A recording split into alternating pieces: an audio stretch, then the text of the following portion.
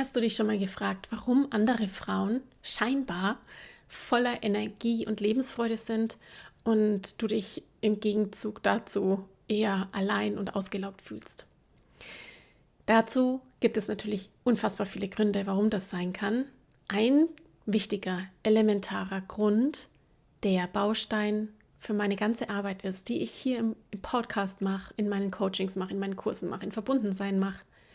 Glück und Zufriedenheit und diese Energie, die du bekommst, hat nichts oder wenig mit Erfolg zu tun auf finanzieller Seite oder auf beruflicher Seite, sondern mit den Beziehungen, die wir haben, mit der Art und Weise, wie wir mit Menschen in Verbindung sind.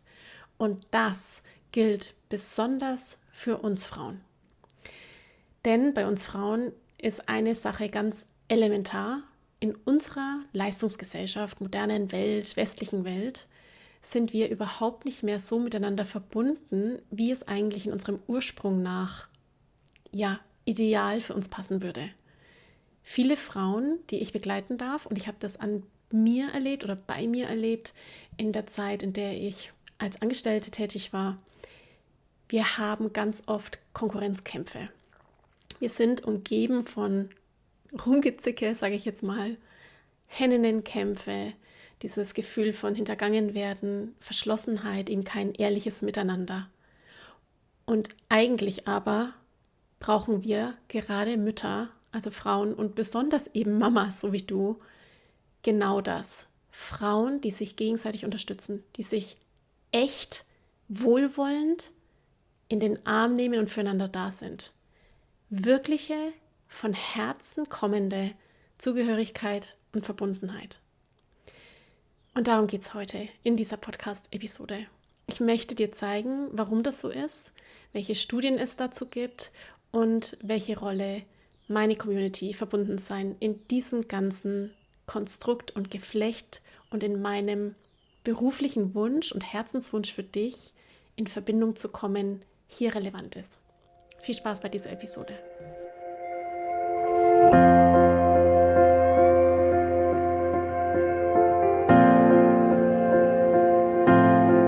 Hallo und herzlich willkommen bei Loslassen und gemeinsam wachsen, deinem Podcast rund um bewusste und bedingungslose Elternschaft.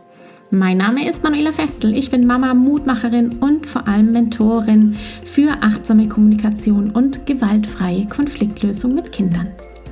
Und genau darum geht es auch hier in diesem Podcast. Ich zeige dir, wie du deinen Weg in eine bewusste, authentische und bedingungslose Elternschaft findest und Konflikte schließlich mit deinem Kind achtsam, respektvoll und gewaltfrei lösen kannst. Ganz ohne Schimpfen und Bestrafen. Bist du bereit? Na, dann lass uns loslegen. Hallo meine Liebe, so schön, dass du hier bist. Bevor wir gleich loslegen, habe ich eine ganz große Bitte an dich. Meine Vision ist es nämlich, dass Kinder frei werden dürfen. Frei von Angst, frei von Gehorsam und frei von beschränkenden alten Glaubenssätzen, die sie klein halten. Doch damit Kinder frei werden können, müssen wir Eltern, besonders du als Mama, zuerst frei werden. Frei von den alten, nicht dienlichen Denk-, Sprach- und Handlungsmustern, die dich selbst begrenzen. Frei von deinen alten Prägungen und inneren Konflikten, die sich, wie du weißt, in der Regel ja erst in stressigen Momenten so richtig zeigen. Damit nicht nur du selbst keine Folge mehr verpasst von Loslassen und gemeinsam wachsen, sondern auch die vielen, vielen kostenfreien, hilfreichen Impulse mehr Mamas erhalten können, die sie vielleicht heute ganz dringend brauchen, bitte ich dich, dass du jetzt direkt auf Folgen drückst. Ich danke dir so sehr dafür. Und jetzt, lass uns loslegen.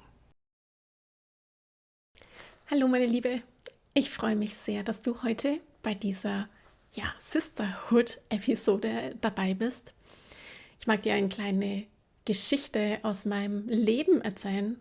Es ist ungefähr so 3-4 Wochen her, da hat mich eine Freundin hier, die ich kennengelernt habe und inzwischen ins Herz geschlossen habe, deswegen auch Freundin, hat mich kontaktiert und hat gesagt, Manu, ich wünsche mir einen Austausch nur unter Frauen. Und dann hat sie mir am Telefon ganz viel erzählt, was sie sich so vorstellt. Und ich habe so vor mich hingegrinst. Und dann hat sie gesagt, sie möchte einen Pasta-Dinner-Abend ins Leben rufen, um wieder in die Verbindung zu kommen mit Frauen. Nichts gegen unsere Männer, hat sie dann gemeint, und gegen unsere Kinder, und die sind immer willkommen. Aber es geht ihr wirklich um den Austausch unter Frauen, das ehrliche und respektvolle Miteinander auf Augenhöhe unter Frauen. Ich habe natürlich sofort zugesagt und habe mich unfassbar gefreut über diese von ihr kommende, diesen Impuls nachzugehen und diese Idee zu verfolgen und ihr dann auch von Verbundensein erzählt, denn so weit haben wir uns tatsächlich noch gar nicht in der Tiefe über meine Arbeit ausgetauscht. Und ja, ich dachte mir, wie schön, dass dieses Gefühl, das ich ja schon lange habe und mir auch einfach unglaublich wichtig ist, es meinen Frauen mitzugeben und zu verstehen, dass wir Frauen nicht diesen Konkurrenzkampf kämpfen müssen. Es ist nicht unser Kampf und wir sind ganz anders gestrickt. Und auch zu sehen in diesem Moment, wie sehr dieses Bedürfnis eben ist, sich als Frau zu verbinden.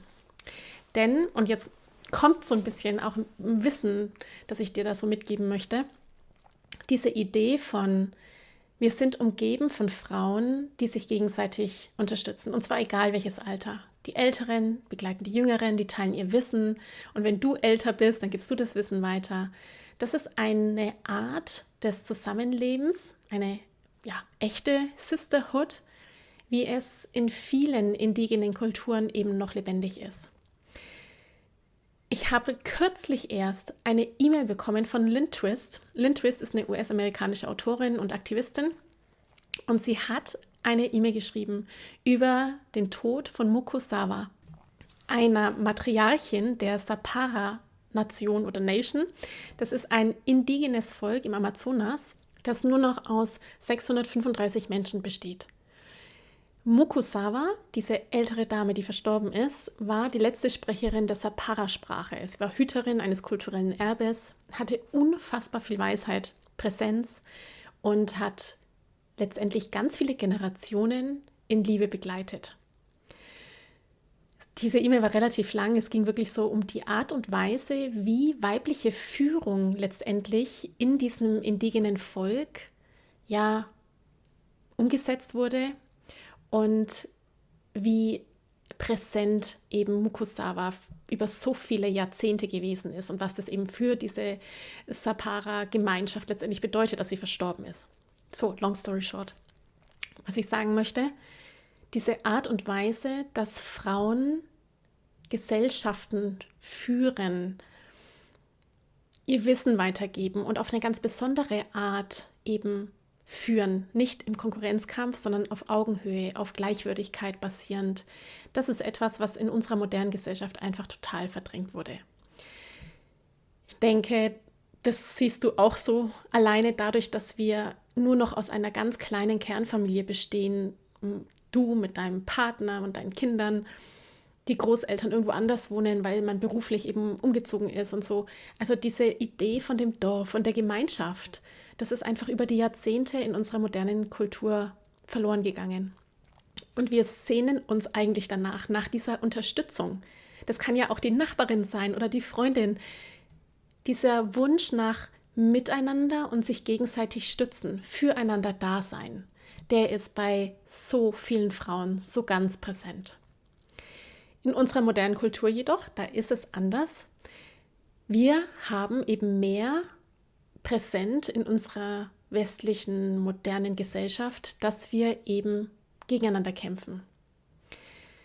Shelley Taylor, das ist eine Professorin der Universität California, eine Psychologin, die hat den Begriff geprägt, Tend and Befriend, als eine Alternative letztendlich zu dem Fight-or-Flight-Modus oder der Fight-or-Flight-Reaktion, die du kennst, in der sie genau eben das nachweist, nämlich, dass wir Frauen, wenn es stressige Situationen gibt, wenn uns die Welt eigentlich erschüttert, so wie ich das momentan empfinde und sicherlich auch der Grund ist, warum hier meine Freundin dann gesagt hat, sie möchte eben ein Offline-Treffen regelmäßig unter Frauen. Genau das ist der Grund, dass wir Frauen uns dann eher nach sozialer Unterstützung sehnen und die auch suchen und Netzwerke bilden, statt in den Kampf zu gehen. Und für die Frauen, für uns, war das evolutionär immer schon von Vorteil. Frauen schützen sich und ihre Kinder, indem sie eben starke Verbindungen zu anderen Familien aufbauten. Also Frauen waren und sind eigentlich Bindeglieder zwischen Generationen und zwischen Gesellschaften, zwischen Communities, zwischen Tribes, könnte man also so sagen. Heute in unserer modernen Gesellschaft haben wir aber ein sogenanntes Queen Bee-Syndrom, also die Königin im Stock sozusagen. Das ist das Phänomen, das ich kenne, das meine Frauen kennen, nämlich, dass Frauen in männlich dominierten Umfeldern, gerade wenn es um beruflichen Aufstieg geht, um Karriere machen geht, eher dazu tendieren, andere Frauen auszugrenzen, weil sie Angst haben, ihre eigene Position zu verlieren. Also Frauen kämpfen eher tendenziell in unserer Welt gegeneinander aus Angst. Und das ist mir so wichtig. Die machen das nicht, um jemanden anders zu ärgern, sondern weil in ihnen drin ist, damit ich überleben kann. Das ist ja unsere Biologie. Damit ich überleben kann. Das ist die Angst, die da ist. Ich habe Angst, es nicht zu schaffen. Ich habe Angst, nicht mehr Teil dieser Community zu sein. In diesem Fall Leistungsberuf, Gesellschaft, dominiertes männliches Umfeld, Karriere machen.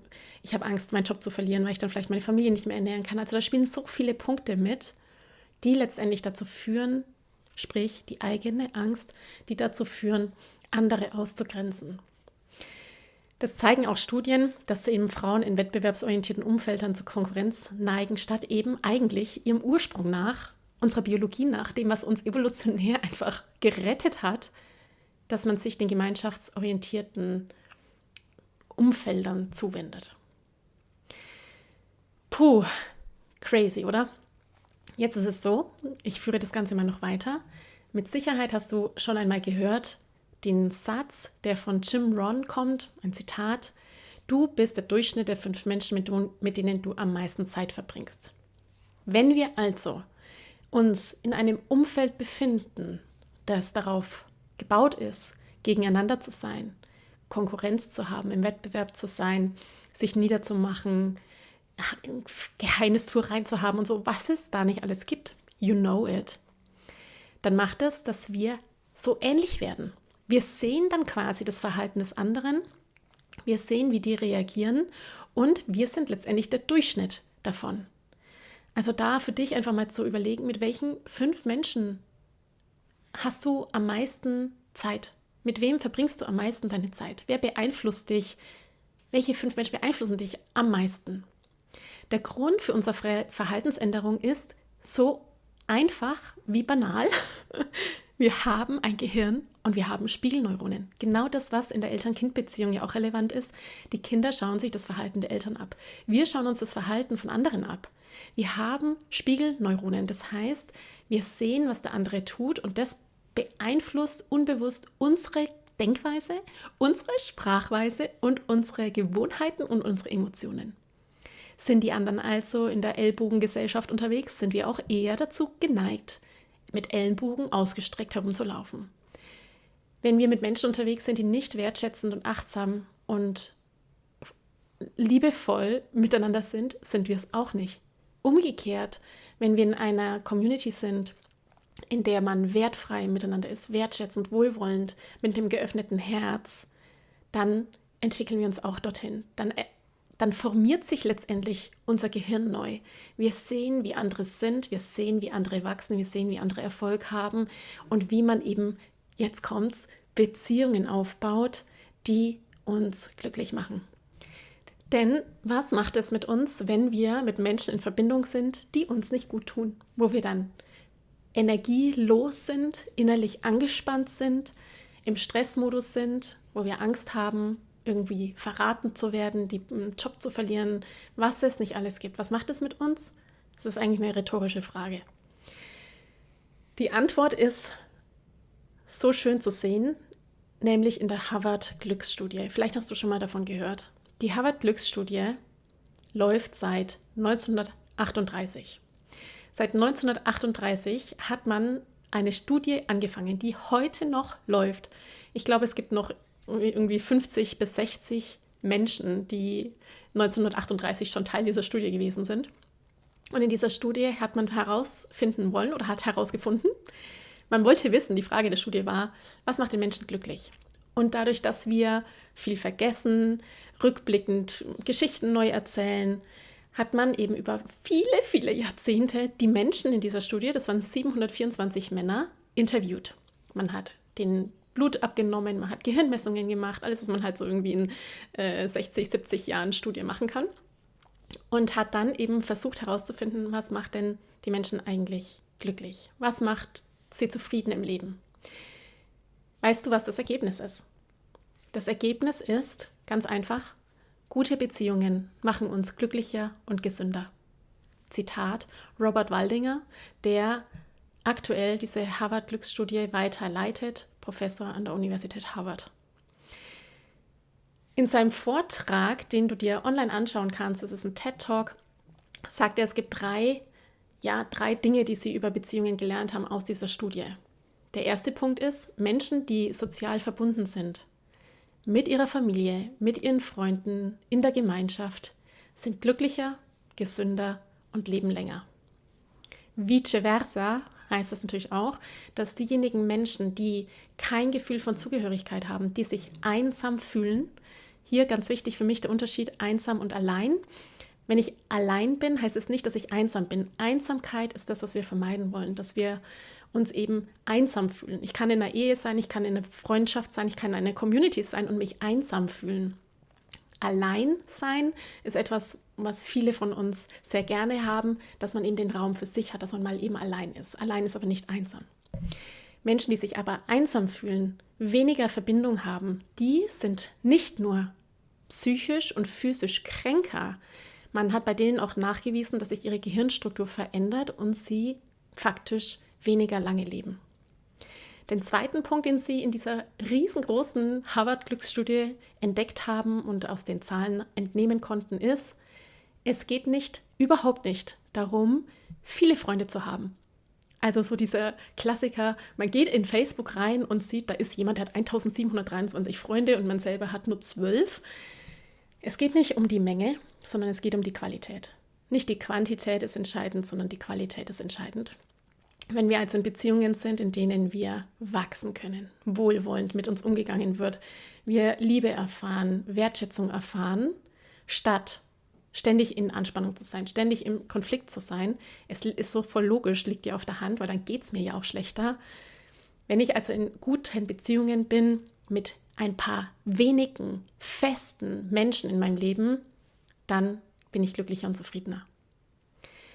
Der dritte Punkt, den sie in dieser Harvard-Studie herausgefunden haben, ist, dass die Beziehungen nicht nur den Körper physisch und psychisch stabil macht, sondern eben auch das Gehirn. Also 80-jährige Menschen wurden da eben befragt und man hat es eben angeguckt, rückblickend. Diejenigen Beziehungen, Ehen, Freundschaften, die im hohen Alter existierten, wo die jeweiligen Menschen sich aufeinander verlassen konnten, auch in schwierigen Zeiten, hatte den Effekt, dass das Gehirn eben stärker war.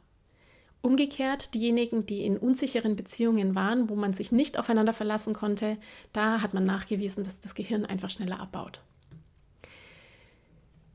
Es ist doch eigentlich irgendwie, ich erzähle dir das so und ich denke mir, es ist eigentlich so logisch, ja, aber es ist, wenn wir umgeben sind von Menschen, die uns lieben, dein Partner, dein Kind, deine Freunde, dann sind wir einfach glücklicher.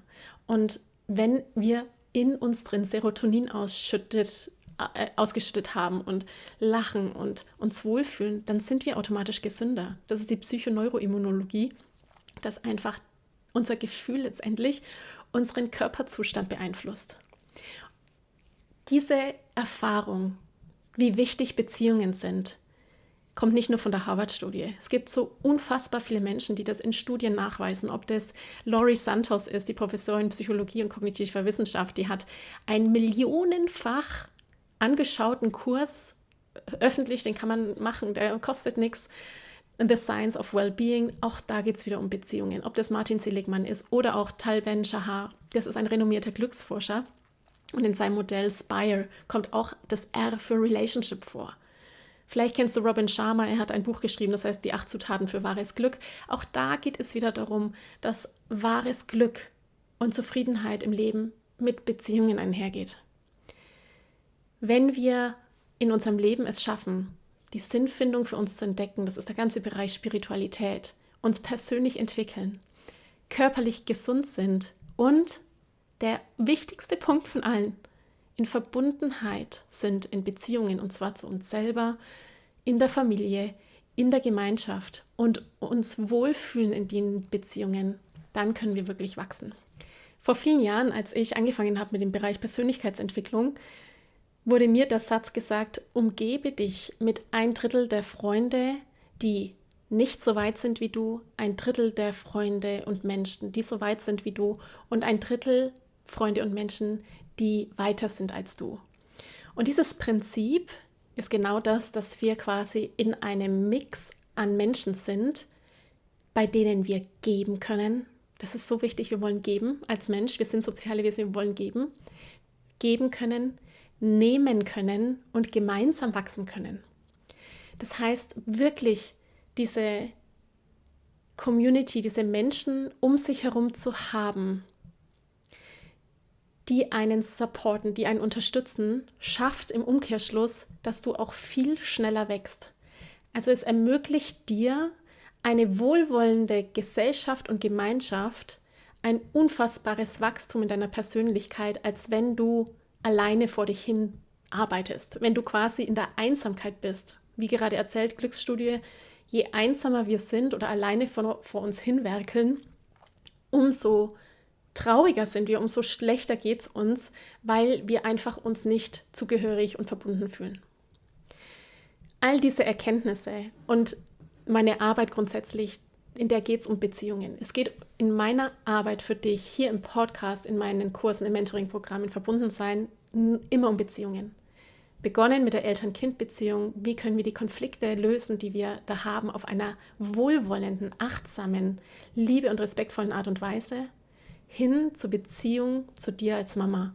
Also wie kann ich letztendlich mit meinem Kind denn achtsam und liebevoll sein, wenn ich es vielleicht selber nicht mit mir bin, wenn ich mich selber abwerte, wenn ich selber nur noch funktioniere und gar keine Verbundenheit mehr zu mir habe, zu meinen Träumen, zu meinen Wünschen, zu meinem Wachstum. Also auch diese Frage der Sinnfindung, von der ich vorhin gesprochen habe. Was will ich eigentlich im Leben? Wie will ich arbeiten? Wie will ich leben? Und letztendlich der persönlichen Entwicklung. All das ist ja in uns drin und das macht aus, wie es uns letztendlich geht. Für mich war das dieses Jahr so bedeutsam, Verbundensein in diesem Zusammenhang ins Leben zu rufen. Verbundensein ist eben für mich und für die Frauen, die da drin sind, diese Community, in der es um dich geht als Frau, um deine Beziehung zu dir. Und das ist das so Wunderbare und so Schöne, Verbundensein ist diese Community an Frauen, die dir helfen zu wachsen. Dieser Ort, wo sich die Frauen, die da drin sind, in diesem geschützten Raum zeigen können, wie sie sind, ohne bewertet zu werden, ohne verurteilt zu werden, ohne irgendwelches Gemecker, also eben gerade nicht das Queen Bee-Syndrom, sondern die Sisterhood. Für mich ist Verbundensein genau dieser Ort der Sisterhood, was wir in unserer modernen Gesellschaft nicht mehr haben. Und das ist für mich ein unglaubliches Geschenk und für die Frauen, die da drin sind, auch. Einen Raum zu haben letztendlich, wo man sich zeigen kann, wie man ist und unterstützt wird auf Augenhöhe. Jede Mama, die hier in unserer Erfolgsrubrik Erfolge teilt, wir haben momentan auch eine Challenge. Jede Frau, die da drin ist, die mitmachen möchte bei der Challenge natürlich, die geht 40 Tage, ist über die Fastenzeit. Und jede Mama hat da unterschiedliche Sachen für sich bestimmt. Die eine möchte mehr Sport machen, die andere möchte auf Zucker verzichten, die nächste möchte was anderes tun. Und jeder Schritt, der da gefeiert wird, jeden Tag, es gibt jeden Tag Posts und Motivation, der wird einfach gefeiert von allen. Es wird einfach so wertgeschätzt, jeder Schritt, den man macht, hin zu der neuen Version, die man sein möchte, hin zu der Mama, die man sein möchte. Die Frauen, die da drin sind, die kamen nämlich alle genau mit diesem Wunsch. Die da drin sind, kommen mit diesem Gefühl von, ich funktioniere nur noch, ich habe das Gefühl zu mir verloren, also die Verbindung, deswegen heißt auch die Community verbunden sein, weil es um die Verbindung geht zu uns und zu anderen Frauen in dieser Sisterhood sozusagen. Die kommen mit diesem Gefühl von, ich muss es allein machen. Ich fühle mich auch einsam, weil mir die Community fehlt, die Frauen, bei denen ich mich mal wirklich auskotzen kann oder austauschen kann, wo ich wirklich echte Ideen bekomme, die mich sehen und verstehen wollen. Da gibt es die Themen wie Perfektionismus, natürlich, der bei uns ja immer lebendig ist. Und eben auch all die Verantwortung, die auf dir liegt, die Schuldgefühle, die du hast, weil Konflikte nicht so gelöst werden konnten, wie du es dir vorstellst. Das Thema Scham, das Thema Beruf ist auch ganz immer relevant. Eben Sinnfindung, wie ich es heute schon ein paar Mal gesagt habe. Was will ich denn eigentlich und wie wünsche ich mir denn eigentlich meinen Beruf, die ganze Verantwortung bezüglich Care-Arbeit, die bei den Frauen überwiegend einfach liegt. Also all das sind so die Themen, mit denen die Frauen kommen und in Verbundensein ihre Antworten finden. Also wir haben in Verbundensein einen Workshop zum Thema Träume und Visionen. Wir leiten an, wie es möglich ist, neue Gewohnheiten zu entwickeln, um eben in die Schritte zu gehen, um die Träume und Visionen zu verwirklichen. Also das Leben, wie man sich es vorstellt, als Mutter, als Frau, als Mensch, mit der Familie, eben in die Wirklichkeit sozusagen umzusetzen. Wir leiten dann an, Routinen zu entwickeln. Es wird immer mehr Werkzeuge geben in Verbundensein zum Thema Achtsamkeit, Meditation, damit emotionale Regulation möglich ist. Denn Fakt ist ja, wir haben einen Alltag und wir haben Gefühle und da gehört einfach Wut und Trauer auch mit dazu. Und hier eben dieses sich gegenseitig unterstützen, das ist einfach unfassbar wertvoll. Und ich bin so dankbar dafür, was in Verbundensein, in der Community, in diesem geschützten Raum einfach ausgesprochen werden darf. Da geht es auch um Weiblichkeit, es geht um Sexualität, es geht um Paarbeziehungen, es geht um Trennungsgedanken. Hier ist wirklich der Raum da, sich wertschätzend zu sehen, eben ohne den anderen zu verurteilen für das, was er gerade quasi mitbringt. Ich mag dich an dieser Stelle so sehr einladen, dazu zu kommen und es auszuprobieren. Du bist ja so frei, du kannst jederzeit sagen, es gefällt mir doch nicht und ich gehe wieder. Nimm diese Chance wahr, komm dazu, schau es dir an, sei Teil dieses geschützten Raums. Der ist nur für dich geeignet, wenn auch du achtsam, wertschätzend mit anderen Frauen umgehen willst. In diesem Raum bist du wirklich nicht geeignet, wenn es darum geht, andere auszustechen oder in Konkurrenz mit jemandem zu sein. Dieser Raum ist wirklich gedacht für Frauen, die den Weg der bewussten Elternschaft gehen wollen, die achtsamer sein wollen mit sich, mit ihren Kindern, mit ihrem Partner, liebevoller sein wollen, die Stress loslassen wollen, die ihren Mental Load anschauen wollen und die wirklich versuchen möchten und werden, ihre Träume und Ziele zu erreichen, neue Wege zu gehen, sich selbst zu entdecken in der Community, durch die Werkzeuge, die da sind, durch das Coaching, das stattfindet, durch die Impulse, durch die Kurse, die da drin sind und in Verbundenheit mit anderen zu wachsen. Eben wie es früher einmal war, sage ich mal, ohne jetzt irgendwie hier traurig zu werden, dass es heute nicht so ist, sondern zum Ursprung ein wenig zurückzukommen, nämlich dem Gefühl in uns drin, dieser Weisheit. Mir geht es so sehr um die Weisheit von uns Frauen. Wir haben eine Weisheit in uns drin, eine Intuition in uns drin, die wir im Rahmen unserer Zeit, in der wir aufgewachsen sind, und so ist es, das ist gar nicht schlecht, das ist einfach so, in unserer Kultur, in der wir sind, einfach in den Hintergrund getreten ist. Und in Verbundensein möchte ich das wieder aus den Frauen rauskitzeln, dass sie diese Verbundenheit zu sich spüren und ihrer Weisheit, ihrer inneren Stimme vertrauen. Zum Schluss für dich noch, ich habe einen Bildschirmhintergrund seit Jahren, seitdem ich angefangen habe mit meiner Arbeit. Und diesen Bildschirmhintergrund sehe ich jeden Tag. Und da steht drauf, ich arbeite mit Frauen, die die Welt verändern. Jede Frau, mit der ich arbeiten darf, verändert die Welt.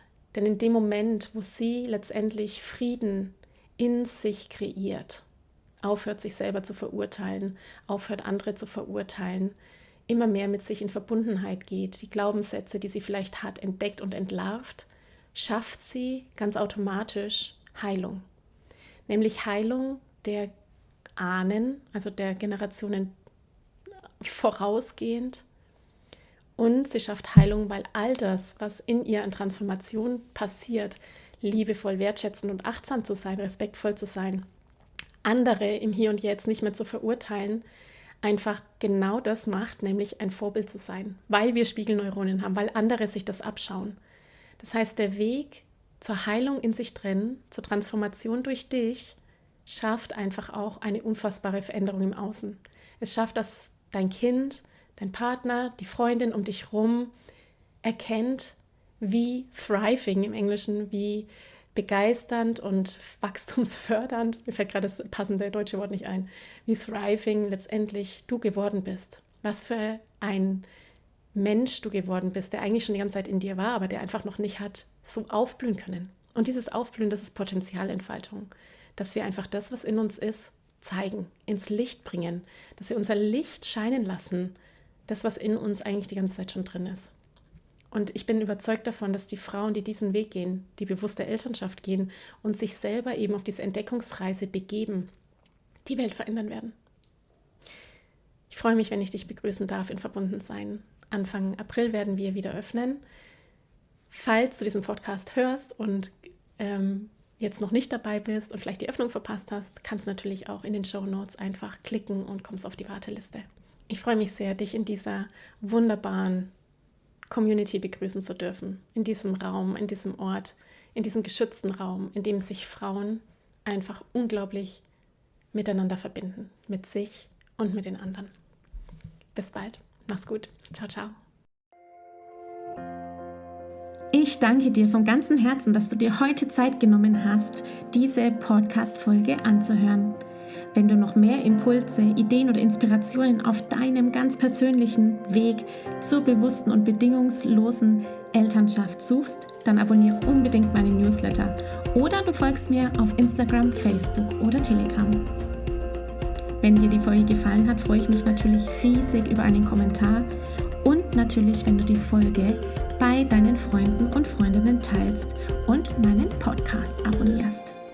Jetzt wünsche ich dir aber alles Gute. Wir hören uns sicherlich bald. Viele liebe Grüße. Ciao, ciao.